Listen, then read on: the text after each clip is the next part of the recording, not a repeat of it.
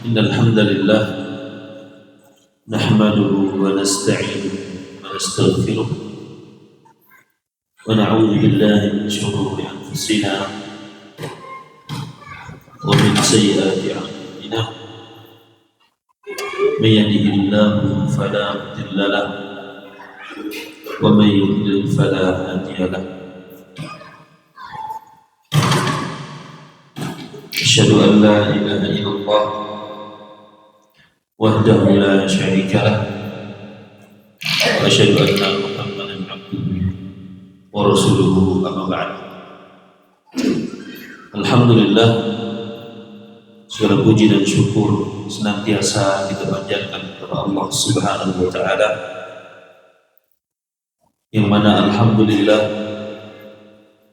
tidak henti-hentinya Allah Subhanahu wa taala memberikan begitu banyak nikmat kepada kita, nikmat iman, nikmat Islam, nikmat di atas sunnah Rasulullah sallallahu alaihi wasallam. Salawat teriring salam semoga senantiasa tercurahkan kepada junjungan kita Nabi besar Muhammad sallallahu alaihi wasallam, kepada keluarga beliau, para sahabatnya, dan orang-orang yang mencintai sunnah beliau hingga akhir zaman. Ikhwan fillah rahimani wa rahimakumullah. Alhamdulillah, kemarin di pekan yang lalu kita sudah baca sedikit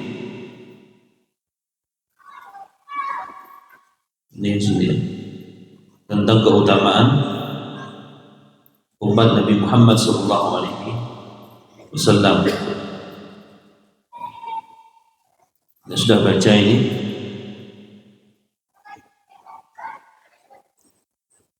Insyaallah pada malam hari ini kita baca syarahnya.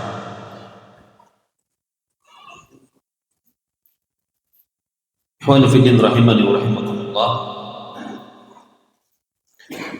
Pernyataan beliau rahimahullah ta'ala, yaitu Al-Imam Ahmad, di atas merupakan ketetapan dan akidah keyakinan ahli sunnah wal jamaah.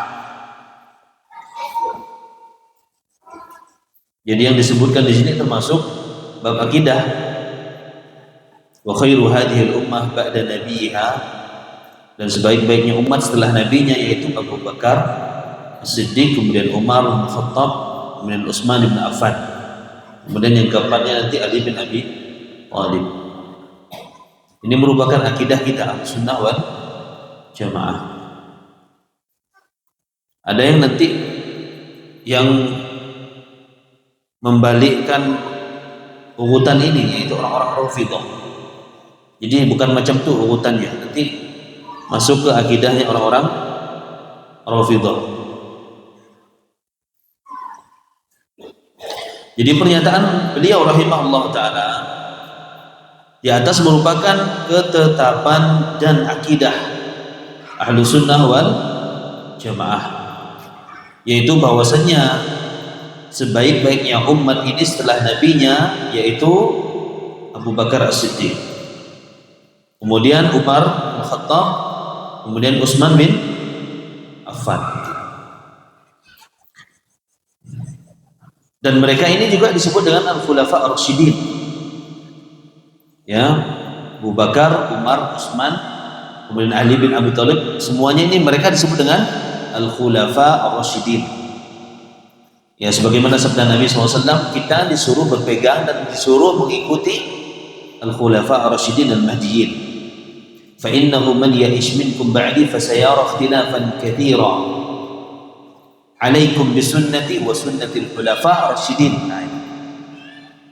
Ya, kata Nabi SAW, maka sesungguhnya kalian setelah peninggalanku, kata Nabi, fasayara ikhtilafan katsira, maka kalian akan mendapatkan perselisihan yang banyak.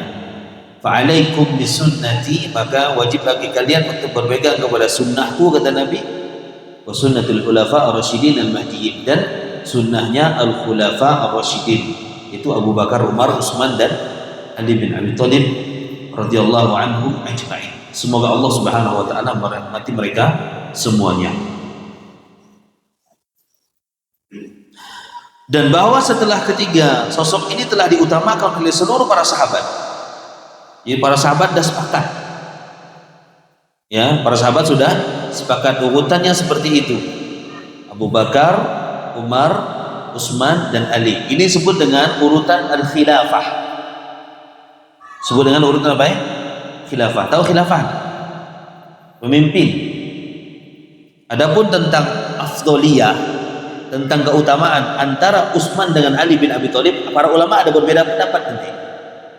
Ada yang meletakkan Ali di atas Utsman bin Affan. Setelah itu baru apa? Ali bin Abi Thalib. Ada yang dibalik, Ali dulu, spesial Utsman bin Affan. Untuk afdholiyah, nah ini untuk urutan tentang keutamaan antara sudah dua itu tidak masalah. Berbeda pendapat. Tapi kalau khilafah tidak boleh. Harus urutannya Abu Bakar, Umar, Utsman, kemudian siapa? Ali. Ali itu yang keempat urutannya. Tidak boleh di atas dia. Paham nih maksudnya? Jadi harus dibedakan antara urutan khilafah kepemimpinan dengan urutan afdholiyah, urutan keutamaan. Kalau urutan keutamaan lagi bisa diutak-atik itu antara nomor 3 dengan nomor 4, antara Utsman dengan Ali bin Abi Thalib. Tapi kalau urutan khilafah ada macamnya, ya, Abu Bakar, Umar, Utsman dan Ali bin Abi Thalib. Bahkan nanti ada orang-orang yang menyelisihi urutan ini, ya, bahkan disebutkan dalam hadis mereka seperti himar dan seterusnya. Nanti akan kita baca yang disebutkan oleh Ibnu Taimiyah kalau tidak salah, kan hadis ya. Baik. Jadi kalau kita ditanya urutan khilafah, duluan Ali daripada Utsman, boleh enggak? Enggak boleh. Tapi kalau afdholiyah, ada sebagian ulama meletakkan siapa? Ali bin Abi Thalib di posisinya Utsman setelahnya, maka ini enggak masalah. Dan bahwa setelah ketiga sosok ini telah diutamakan oleh seluruh para sahabat. Para sahabat setuju, berarti sudah ijma namanya. Tidak ada sahabat yang ketika itu menyelisihi urutan ini. Sebagaimana Rasulullah SAW pun mengutamakan mereka. Ya, tentunya para sahabat adalah orang-orang yang paling paham bagaimana mengikuti Nabi SAW, baik perbuatan beliau, baik ibadah beliau, baik muamalah beliau. Yang paling faham yaitu para sahabat Rasulullah SAW. Mereka tahu ayat turun di mana. Mereka tahu bagaimana mempraktekkan ayat tersebut. Ya, mereka tahu tentang sababun nuzul hadhil ayah. Mereka tahu tentang sebab-sebab turunnya apa? Ayat-ayat Al-Qur'anul Karim. Jadi tahu turun ayat di mana, gara-gara apa ya ayat itu turun, prakteknya Nabi seperti apa, para sahabat itu sangat paham. Makanya kita diwajibkan untuk mengikuti manhajnya mereka. Ya, wajib bagi kita untuk mengikuti apa? Manhaj, yaitu metode, tata cara beragamanya siapa? Para sahabat Rasul sallallahu alaihi wasallam. Tentunya mereka adalah orang yang belajar langsung dengan Rasul sallallahu alaihi wasallam. Ya, belajar langsung dengan Nabi sallallahu alaihi wasallam. Di sini disebutkan tidak ada perselisihan di antara mereka. Ada perselisihan di antara para sahabat. Jadi sebaik-baiknya manusia dari umat Islam setelah nabinya adalah Abu Bakar As-Siddiq. Beliau adalah manusia terbaik setelah para nabi. Abu Bakar As-Siddiq itu adalah manusia yang terbaik setelah para nabi. Masya Allah, luar biasa ya. Manusia terbaik setelah apa? Para nabi.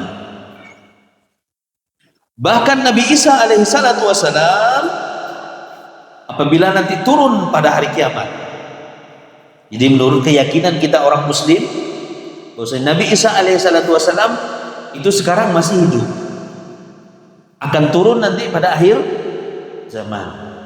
untuk membuktikan bahwasanya keyakinan orang Nasara adalah keyakinan yang batil. Ya, bahkan Nabi Isa itu tidak pernah disalib. Itu dalam Al-Qur'an, wa ma qatalu wa ma salabu walakin syubbiha lahu. Sesungguhnya Nabi Isa tidaklah dibunuh. Nabi Isa tidaklah disalib, walakin syubbiha lahu.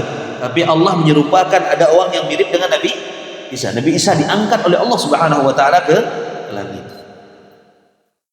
Bahkan ketemu dengan siapa? Nabi sallallahu alaihi wasallam ketika peristiwa Isra dan Mi'raj. Ketemu dengan Rasulullah sallallahu alaihi wasallam. Berarti Nabi Isa termasuk sahabat? Kalau kita lihat ta'rif sahabat itu kan man mata. Apa itu sahabat? Man laqiyan Nabi sallallahu alaihi wasallam. Sahabat itu adalah orang yang bertemu dengan Nabi. Itu pertama. Kemudian mukmin bihi, beriman kepada Nabi sallallahu alaihi wasallam. Kemudian yang ketiga, wa mata ala dzalika. Kemudian mati di atas keimanan. Ketemu dengan Nabi, kemudian beriman dengan Nabi, kemudian meninggal di atas keimanan kepada Nabi sallallahu alaihi wasallam. Dan Nabi Isa nanti turun pada akhir zaman bukan untuk membawa syariat undang. Tugas Nabi Isa apa ya di antara tugas Nabi Isa? Bunuh Dajjal. Di antara tugas Nabi Isa alaihissalatu wassalam adalah membunuh Dajjal. Ini ada cerita sendiri ya tentang akhir zaman. Nah, bahkan Nabi Isa alaihissalatu wassalam apabila telah turun kembali ke akhir zaman nanti menjadi salah satu personil dari umat Islam yang tidak may ajaran baru yang guna agama Islam. Karena dakwah seluruh para nabi dan rasul, agama mereka satu. Seluruh nabi dan rasul, agama mereka satu. Sejak rasul pertama diutus, yaitu siapa? Nabi Nuh alaihissalatu wassalam. Nabi Nuh. Apa dalilnya? Kalau Nabi Nuh itu adalah rasul pertama. Minum.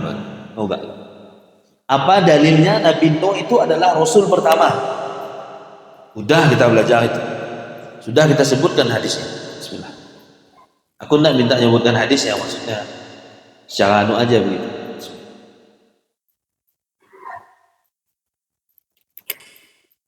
Duan ingat enggak? Syafaatul kubro.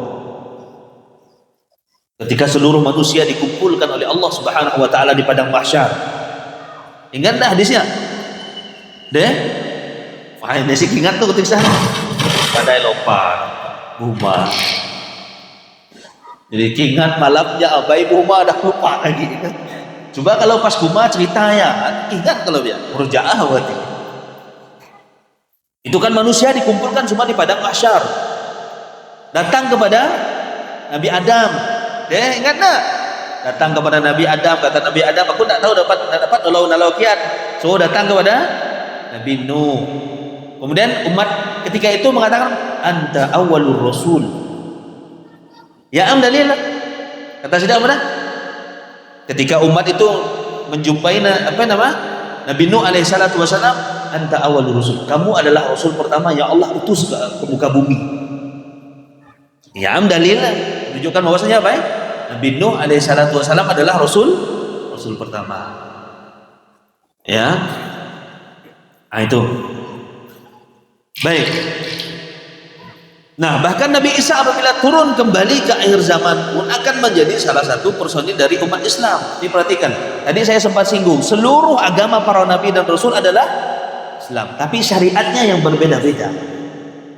Syariatnya apa yang berbeda? Berbeda-beda.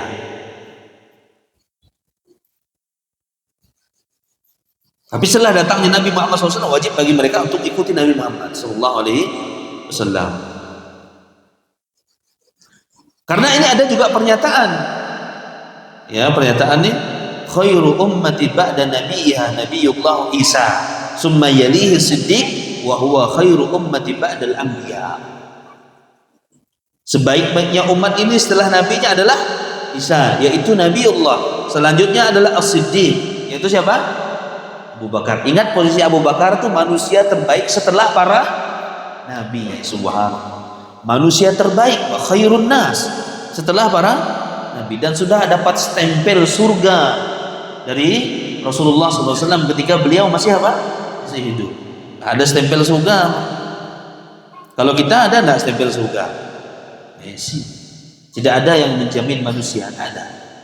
Walaupun sehebat apapun orang itu, walaupun setakwa apapun orang itu, walaupun seberilmunya orang itu, tidak boleh kita memvonis dia sebagai ahli surga, karena itu adalah perkara yang gaib. Itu yang diyakini ahlu sunnah wal jamaah. Ya, itu yang diyakini ahlu sunnah wal jamaah.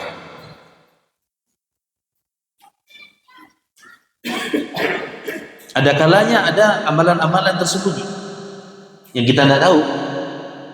Mungkin ada orang yang pantau kita maksiat, tapi ada amalan tersembunyi yang kita tidak tahu. Cuman dia dengan Allah Subhanahu wa taala saja yang tahu. Ya. Nah, itu. Jadi vonis itu bukan urusan kita. Kita boleh memvonis orang itu masuk surga dengan vonis siapa?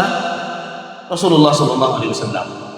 Kalau ada nabi nyebut Abu Bakar fil jannah, Umar fil jannah, berarti kita nak juga Abu Bakar fil jannah pasti masuk surga, Umar pasti masuk surga. Adapun yang lainnya para ulama tidak ada yang bisa memvonis. Kita, kewajiban kita mendoakan, berprasangka baik. Ya betul, kita apa? Berprasangka baik. Ya mungkin kita lihat ada orang yang taat, orang yang rajin belajar, thalabul ilminya lancar, ibadahnya lancar, puasanya lancar, mudah-mudahan dia masuk ke dalam surga. Tapi kalau vonis pasti masuk surga, tidak boleh. Ya pasti masuk surga, apa enggak? Karena kita tidak tahu isi hati manusia, itu tidak tahu kita hanya melihat secara apa ya, zahirnya saja. Kita melihat aja yang kita pantau menurut mata kita, tidak tahu kita. Ada orang yang rajin sholat, mengamalkan sunnah, kemudian rajin thalabul ilmi, hadir di majlis ilmi, ternyata semuanya itu bukan karena Allah Subhanahu wa taala. Jadi tembak ke neraka juga akhirnya, karena dia beramal bukan karena Allah Subhanahu wa taala. Ada amalan-amalan yang dia sangat mulia di sisi Allah Subhanahu wa taala. Kalau niatnya bukan karena Allah Subhanahu wa taala, ya, maka orang tersebut akan menjadi hina sehina-hinanya di hadapan Allah Subhanahu wa taala. Antum ingat cerita? Ada 3 orang. Yang pertama penuntut ilmu, yang kedua penghafal Al-Qur'an, yang ketiga sedekah. Ada 3. Datang ke pintu surga, mau dekat pintu surga. Ditanya oleh malaikat, amalan apa yang membuat kamu sampai di pintu surga? Kamu masuk surga? Katanya apa ya? Oh, saya ini orang yang berilmu. Saya ini adalah ahli Al-Quran. Kata Allah menyuruh dari langit, "Kadzabta, kamu pendusta, mampu kau dulu maca Quran hanya untuk dipuji-puji manusia saja, bukan karena Allah Subhanahu wa taala. Lemparkan dia ke dalam api neraka." Ente. Siapa yang mengingkari amalan Quran? Al-Quran adalah sebaik-baiknya amalan. Kalau kita mau menjadi manusia terbaik, imma kita itu belajar Quran atau kita mengajarkan Quran. Khairukum man ta'allama al-Quran wa 'allamahu. Kata Nabi SAW, sebaik-baiknya kalian man ta'allama, siapa yang belajar atau yang mengajar. Pilih antara dua aja. Jangan sampai kita tidak masuk dari dokter itu. Kalau kita tidak bisa mengajarkan Al-Quran, berarti kita belajar. Ya, 2 itu saja pilihan. Ini amalan ini luar biasa, baiknya luar biasa, tapi menjadi buruk di akhirat kalau bukan karena Allah Subhanahu wa taala. Yang jihad juga sama.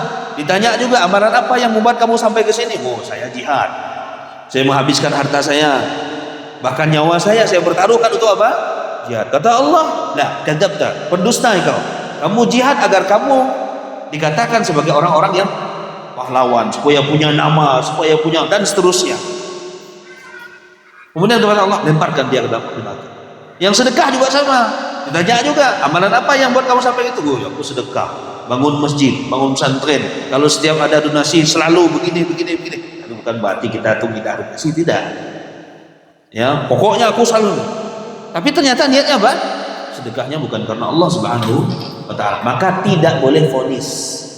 Tapi mendoakan kebaikan sangat dianjurkan. Vonis tidak boleh.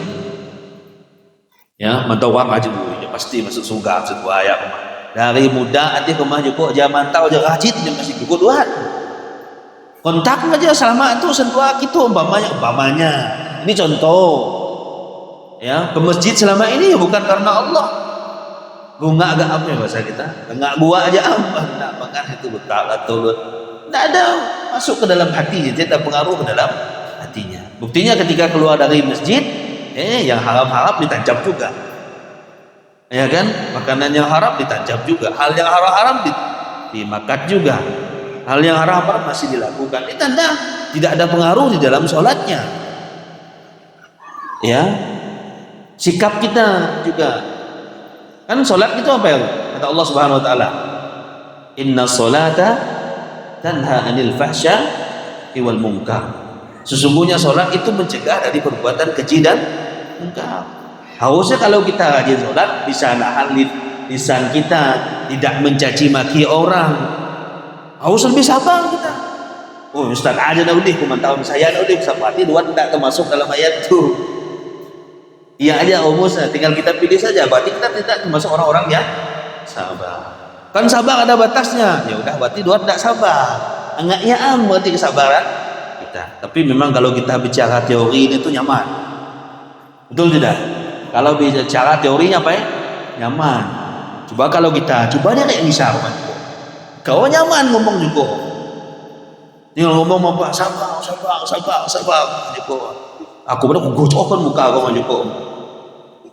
ya itu teori itu apa teori yang disampaikan oleh Nabi SAW ya begitu sabar itu terletak di awal jadi pas kita naik emosi sabar atau enggak ya itu dikatakan sabar bukan setelah 2-3 hari ya sabar ada 3 hari ya bukan sabar nama sama lihim kalau macamnya kalau enggak emosi muncak tuan dikatakan sabar makanya kata Nabi SAW orang yang paling kuat itu bukan orang yang dia mampu ngangkat bola enggak Buy 100 kilo aja menganin Ustaz kalau main kudat santai dikecat pangan sedikit wah komentar ngerti dua tidak kuat itu termasuk orang-orang yang tidak apa ya orang yang kuat itu adalah orang yang kuat menahan amarahnya ketika memuncak karena setan itu Pak paling nyan kalau kita bantu kita dah luar semua keluar semua Pak binatangnya ini isi keluar semua binatang itu cacian makian semuanya keluar semua udah habis amal kita Pak selesai kita sholat kita bisa habis ini kita bisa habis kita mencaci maki orang pada hari kiamat kita akan dituntut semua Pak dan caci maki menziadah mangkit misohnya Pak kalau tidak minta maaf dengannya di akhir kiamat nanti akan dikisos kita tahu kisos Pak tahu kisos nak dikisos didatangkan kan ya dipertemukan dengan orang yang dulu pernah kita zolimi kan ada hadis tentang bangkrut kan datang baik pahala solat, pahala zakat, pahala haji, pahala umrah, pahala sedekah. Masya Allah, pahalanya banyak sekali. Cuma di dunia pernah menzolimi ini, pernah mengatakan ini, pernah menzolimi ini. Habis dibagi-bagi pahala. Habis dibagi-bagi apa ya? Pahalanya dibagi kepada orang lain. Tinggal dosanya saja. Putih lagi banyak manusia yang dizolimi. Dosanya lagi. Dosa manusia yang dizolimi timbul ya semua. Rugi lah Pak. Maka tahan lisan kita ya tahan ini teori Pak ya bukan berarti saya yang ngomong di sini lebih baik daripada dua semendak sama-sama Abu Saham kadang aja emosi kan tapi istighfar astagfirullah tapi kalau di rumah kalau ada bini nderean sepan ngisi kajian nyuruh orang sabar dalam diam menunggu dah tunggu ya kalau tunggu anak emosi bila kan ada sama kita kan kalau tu nak keturut tu je semuanya keturut emosi semua betul Pak. Keturut tinggi darah aja orang bahasa sudah ada deh. Kalau udah luar tu rumah deh. Kingan-kingan mau juga tina kalau dia ngisi kajian kan kingan aku mulu kayak muka kan pada ngajar pangan apa betul itu kenyataan itu. Saya ketawa biniku mungkin kalau di ya. Karena yang paling tahu tentang kita ya bini kita. Kalau nak tahu kita ada rumah supaya tanyakan bini tiba saya rumah ya yang asli macamnya dah pernah don minta bawa kalau bini kalau bawa nikah ya bisa tina bawa nikah sebulan 2 bulan tu lagi banyak pokoknya yang sempurna aja ditombak ke bini betul ketawa sikit tapi kalau udah 2-3 bulan makanya disebutkan para ulama laki-laki itu nyimpang sedikit ya. Laki-laki itu asalnya dia tuh punya komitmen. Yang merubahnya itu istrinya. Yang mengubah karakternya apa? Istri. Asal dia baik begitu. Mantau bini rupa dah budaya mesti udah liga ya kan. Nah itu maka disebutkan para ulama apa ya? Yang mengubah karakter suami itu dah siapa? Istrinya sendiri. Ya, karena kita berhadapan dengan apa ya? Tulang yang bengkok kata Nabi sallallahu alaihi wasallam. Mau kita luruskan Muhammad ya patah, dibiarkan saja. Ya biar asalam. Bengkok asalam begitu. Nah, itu kenyataan ya. Kenyataan. Baik. Kita lanjutkan. Maka kita pun selebih mengutamakan ketika sosok di atas. Kita mengutamakan sosok yang di atas tadi. Kenapa? Ya karena Nabi dan para sahabatnya mengutamakan mereka. Ya aja jawabannya. Sebagaimana para sahabat Rasulullah SAW telah lebih mengutamakan mereka. Tidak ada beda pandangan di antara mereka dalam hal ini, seperti yang telah disebutkan. Nah, selanjutnya setelah ketiga sosok di atas ada Ali bin Abi Thalib. Ali bin Abi Thalib sebagai sosok yang keempat. Ini kemarin saya ada bawakan cerita pertama di masih ingat enggak cerita? Ketika Ali bin Abi Thalib diprotes ketika khilafahnya Ali bin Abi Thalib. Apa ya bah zaman diri itu kok banyak orang yang begini, banyak orang yang protes. Kata Ali apa ya? Tidak seperti zaman Abu Bakar, Umar, dan Utsman kok maju enggak. Kata Ali apa ya? Yang dulu yang jadi rakyat aku juga ya. Dan orang-orang yang semisal denganku kata Ali bin Abi Thalib.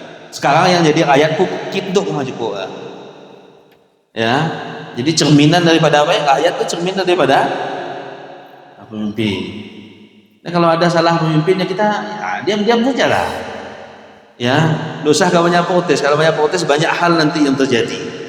Bahkan nyawa jadi taruhannya. Coba kita lihat sekarang. Nyawa jadi taruhannya. Padahal nyawa itu lebih mulia daripada Ka'bah yang sangat mulia. Bayangkan. Nah itu.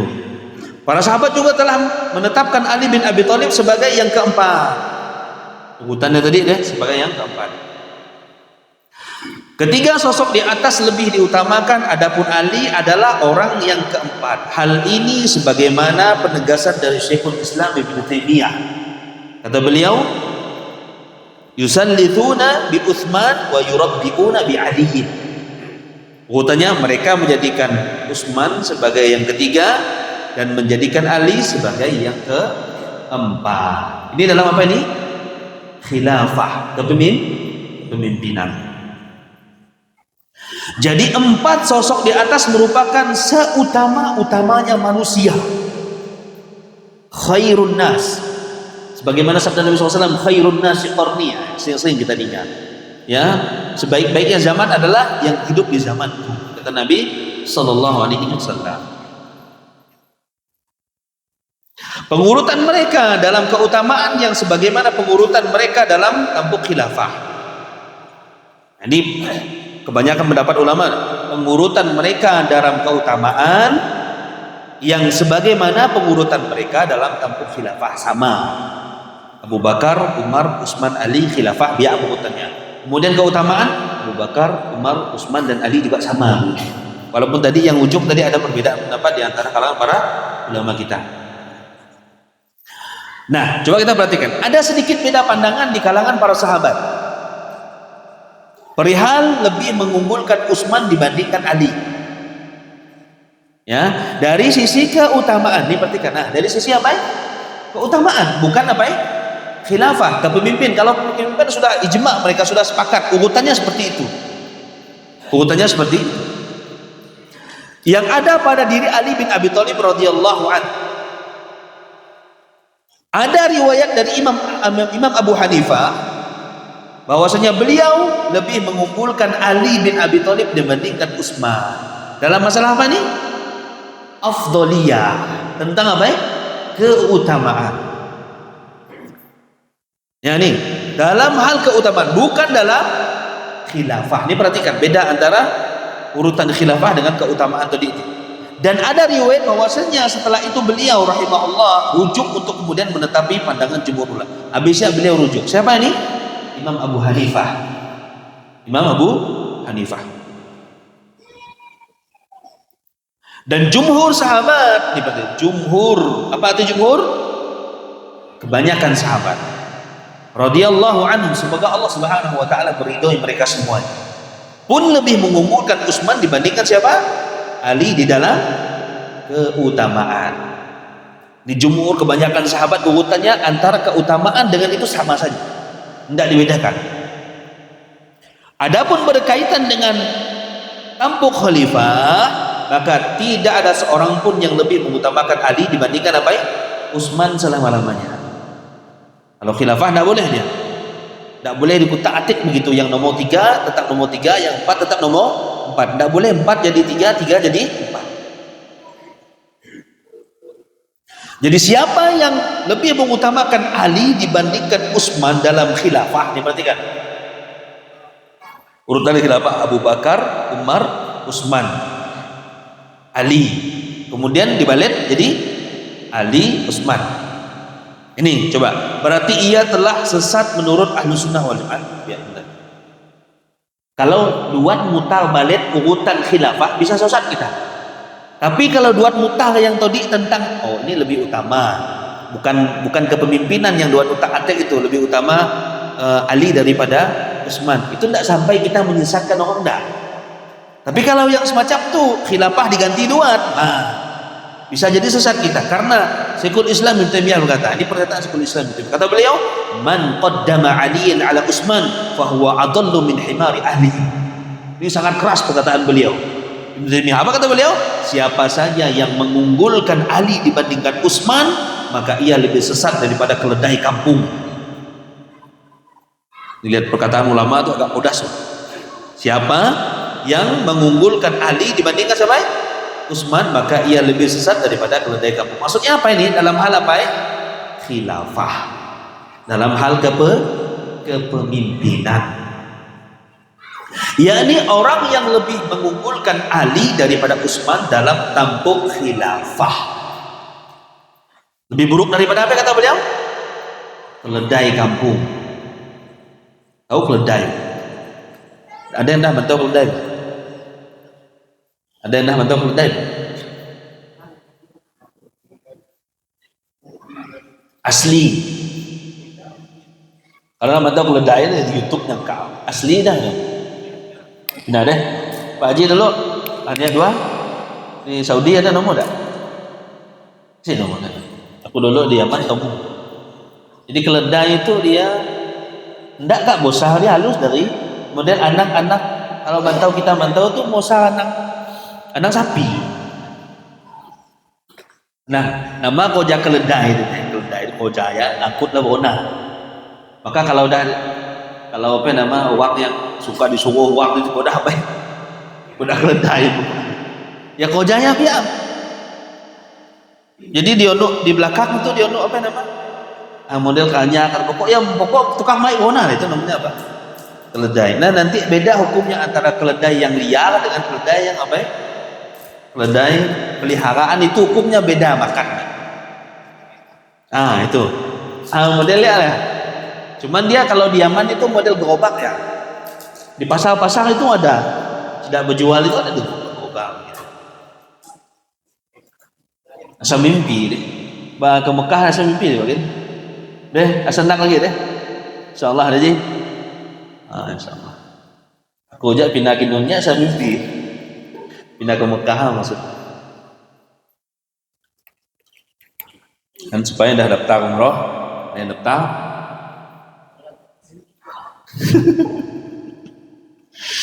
Baik, kemudian kata Ibnu Taimiyah rahimahullah, kata beliau, man qaddama Aliin ala Utsman faqad azra bil muhajirina. Siapa saja yang mengunggulkan Ali dibandingkan Utsman, berarti dia telah memandang rendah kaum muhajirin. Kaum apa? Muhajirin. Artinya memandang rendah ketetapan kaum muhajirin, sebab kaum muhajirin dan ansor telah sepakat untuk lebih mengunggulkan Utsman dalam khilafah. Karenanya tatkala 6 sahabat, perhatikan, utama yang pernah menjadikan Umar sebagai khalifah bermusyawarah. Ini disebut apa? Ada yang nama kajian dikom Umar. Metode pemilihan pemimpin ada 3. Ini di antara yang disebutkan ini. Ada sahabat-sahabat besar itu dikumpul, kemudian musyawarah, kemudian ditentukan khilafah. Apa namanya kemarin? Ahlul halli wal aqd. Masih ingat? Ahlul halli wal, apa maksudnya? Para pembesar-pembesar, para tokoh-tokoh, para ulama. Nah, coba kita bantu itu. Sahabat utama yang pernah menjadikan Umar sebagai khalifah bagi kaum muslimin. Mereka bermusyawarah. Ada berapa ikut jumlahnya? 6 ikut ya. 6 ikut ya. Kalau tidak salah sekitar 3 hari sedang bermusyawarah. 6 ikut habis ya tunjuk. Kalau kita pakai apa ini? Pakai pemilu. Sering saya sampaikan, pemilu kan tidak adil.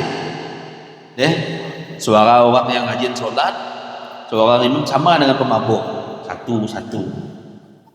Betul tidak? Satu yang pemabuk, satu juga suara. Ulama satu juga suara. Ya tidak adil lah. Adil dari mana macamnya? Ya, baik. Mereka serahkan persoalan kepada Abdurrahman bin Auf. Musyawarah itu berlangsung selama 3 hari. 3 malam. 3 malam musyawarah. Milih sebagai khalifah. Dan tatkala kaum Muhajirin dan kaum Ansar telah berkumpul bersama para tokoh masyarakat, Abdurrahman bin Auf pun menyampaikan kalimat syahadat, lalu bertahmid, mengucapkan kalimat pujian kepada Allah Subhanahu wa taala, dilanjutkan menyanjung Allah Subhanahu wa taala setelah dia berkata, "Wahai Ali, sesungguhnya aku telah menyaksikan wajah-wajah manusia dan tidaklah aku melihat ada yang lebih utama daripada Utsman. Maka jangan sekali-kali paksa kami memilih dirimu." Ya, Abdurrahman bin Auf pun bangkit dan membaiat Utsman. Diperhatikan baiat nih, membaiat. Barang siapa yang tidak membaiat maka ia mati keadaan mati jahiliyah. Baiat apa yang dimaksud Nabi SAW itu? Baiat kepada pemimpin yang sah. Baiat kepada pemimpin yang sah. Yang namiku tadi ini ketika milih Abu Bakar, Umar sampai tadi itu. Ya, memilih itu namiku itu Utsman bin Affan. Umar sebagai khalifah, namiku. Mereka berbaiat. Apa itu baiat? Bersumpah, berjanji untuk mendengar dan taat. Ya, berarti tidak ada baiat selain daripada ini, tidak ada. Ya, kalau ada pengajian Tuhan baiat dengan aku. Nah, itu hati-hati itu. Itu pengajian yang menyelisih apa ya? Sunnah. Contohnya begini, apa yang kata ustaz tinggal, apa yang mendengar dan taat. Pokok apa yang Joko sentuh aku nak semua. Itu tidak boleh. Tidak ada baiat yang seperti itu. Ya, kita baiatnya kepada pemimpin yang sah. Contohnya kita berbaiat kepada presiden kita untuk mendengar dan taat. Itu namanya apa, Pak? Berbaiat. Ini nang semua hari baiat buat tidak boleh. Ya, tapi apakah kita semuanya wajib untuk menyalap presiden untuk baiat? Tidak. Ada wakil-wakil kita sudah berbaiat kepada pemimpin kita. Nah, contoh Abdurrahman bin Auf pun bangkit dan membaiat Utsman bin Affan. Kaum Muhajirin dan Ansar pun turut membaiat Utsman. Habisnya kaum Muhajirin dan Ansar pun ikut membaiat. Demikian juga para amir dan pasukan tentara, sehingga baiat untuk Utsman adalah baiat yang sempurna, diakui. Dan ini adalah apa ya? Ijma atau kesepakatan atas keunggulan Utsman dibandingkan dengan siapa? Ali bin Abi Thalib. Dalam hal tampuk khilafah. Tidak ada seorang pun yang menyelisihinya kecuali ini sekte Syiah Rafidhah. Itu yang menyelisih. Yang mereka ini memang ahli bid'ah, memang tidak tuh. Orang-orang siapa? Syiah. Kesesatan mereka adalah kesesatan yang berkaitan dengan masalah apa? Akidah. Coba dong bayangkan, keyakinan orang Syiah itu Quran yang kita baca 30 juz sekarang itu belum sempurna. Ada nanti datang mushaf namanya mushaf Fatimiyah. mushaf Fatimah. Berapa kali lipat banyak daripada mushaf yang ada ini. Ya kan? Apa lagi kesehatan sidang? 12 imam. Apa lagi habisnya? Nikah mut'ah. Wah, nikah apa ya? Mut'ah. Makanya orang yang masuk Syiah itu dua aja kemungkinan, Pak. Kedua aja. Pertama hawa nafsu, yang kedua nasi loy. Nasi apa ya? Duit. Duit ditompah betina cantik-cantik, Pak. Diri kalau nak jadi orang Syiah, nah coba dari Iran, dibawa betina Iran. Nah, kalau dah ngolok pala nak boleh bini itu kan kino kan. Ya. Ah itu coba bayangkan nikah tanpa wali, mohon maaf semalam aja kalau habis berhubungan habis ya dah. Itu sama dengan apa nama Pak? Ya sama dengan zina, tidak ada bedanya dengan apa? Zina. Tapi kata mereka apa ya? Halal. Ada keutamaan itu, ada keutamaan. Ya, sidak itu bunuh halus sunnah ada keutamaan. Berzina ada keutamaan, kita sebut berzina saja. Kalau sudah sebutnya apa ya? Nikah mut'ah kata mereka. Ya, ini tentunya keyakinan yang batil dari orang-orang Syiah. Dan Syiah ini sudah keluar fatwa MUI dah lama, Pak. Kalau Syiah ini termasuk aliran sesat dan menyesatkan. Ya. Nah itu. Kita dulu sempat ada itu. Boleh semayang nyentuh konin gitu? Ingat enggak tuh? Ada yang masih ingat? Boleh semayang nyentuh koninnya ke ya ngami depan kami ya. Daun sampai nama? Lagi ingat aku sampai daun tuh bah. Daun kelotok diambil baik itu apa lagi bikin komisi atas semayang boleh. Upah setelah ngobrol-ngobrol baik kitab kayak gitu. Nah ngomong depan tuh ya tiba.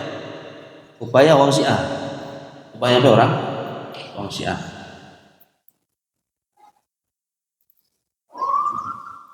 Sehingga tidak perlu diambil pendapatnya dan tidak usah dipedulikan ketidaksepakatan mereka.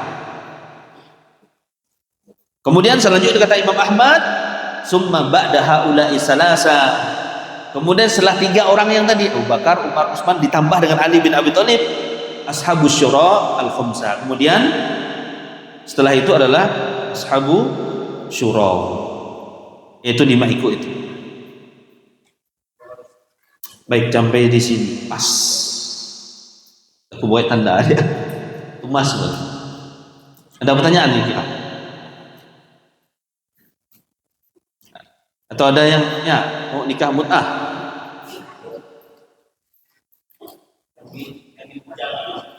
Baik, cukup ya. Karena rasa cukup, mudah-mudahan bermanfaat untuk kita semuanya dan kita amalkan tentunya. Kita tutup dengan doa kafaratul majelis. Subhanakallahumma bihamdika asyhadu an la ilaha illa anta astaghfiruka wa atubu ilaik. Assalamualaikum warahmatullahi wabarakatuh.